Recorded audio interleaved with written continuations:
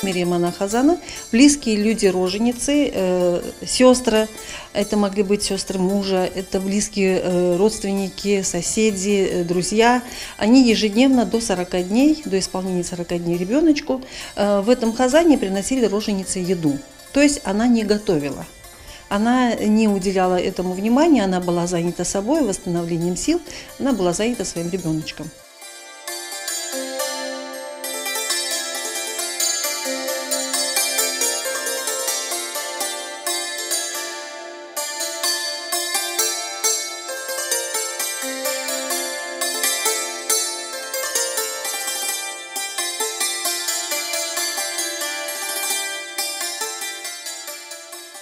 Интересный хазан тем, что он многофункционален. Крышка сделана таким образом, что его можно использовать и как табах, то есть чашу, в которую можно приготовленную пищу положить, и вся семья может оттуда кушать.